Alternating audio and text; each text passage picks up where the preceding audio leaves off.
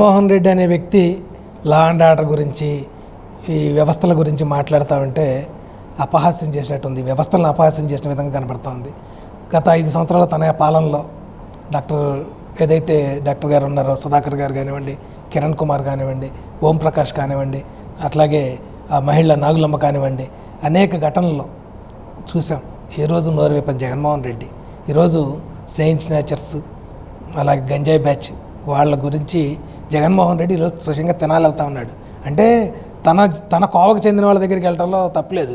అంటే అతని క్యారెక్టర్ అదే కాబట్టి అతని దగ్గరికి వెళ్ళడంలో తప్పలేదు. ఈరోజు తెనాలి ఘటన ఏదైతే ఘటన పూర్వాపరాలు కూడా చూడాలి. ఒక కానిస్టేబుల్ చిరంజీవి పైన 3 స్నేహితులు గంజాయి బ్యాచ్, వాళ్ళైతే బ్లేడ్ బ్యాచ్ ఉన్నారో వాళ్ళు దాడి చేయడం జరిగింది. 2 రోజుల తర్వాత వాళ్ళని పట్టుకున్న చిరంజీవి, అంటే అతను చట్టపరంగా అతను చేసిన తప్పైతే చట్టంగా ఏదైతే అతనికి డిపార్ట్మెంటల్ పరంగా శిక్ష జరుగుతుంది, తప్పలేదు. కానీ ఈరోజు జగన్మోహన్ రెడ్డి దానికి మతాన్ని, కులాన్ని ఆపాదిస్తూ ఈరోజు ఆయన చేస్తున్న ప్రచారం చూస్తూ ఉంటే, అంటే అతని వ్యక్తులతో, క్యారెక్టర్లతో పని లేదు, వ్యక్తులతో పని లేదు అతనికి. అంటే శవాల మీద పేలాలు ఏరుకునే రకాలు అంటారు గతంలో, అటువంటి కామెంట్ చేయకూడదు. ఈరోజు మా పార్టీ కూడా ఒప్పుకోవట్లేదు. బట్ ఈరోజు అతని ప్రవర్తన చూస్తూ ఉంటే, తను ఏ విధంగా అయితే అనేక శిక్షల నుంచి తప్పించుకుంటూ జైలు నుంచి బయలుదేరి తిరుగుతూ ఉన్నాడు, తనలాంటి వ్యక్తులకి మద్దతిస్తూ ఈ సమాజంలో వాళ్ళని ప్రేరేపించే విధంగా కనిపిస్తూ ఉంది.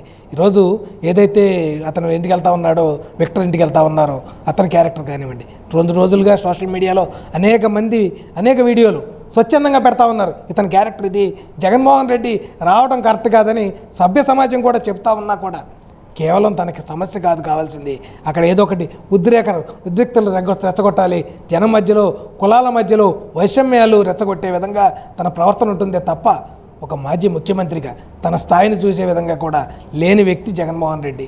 ఈరోజు జగన్మోహన్ రెడ్డి చేసేది అత్యంత హేయకరమైన చర్య అని కూడా మనం చెప్పచ్చు.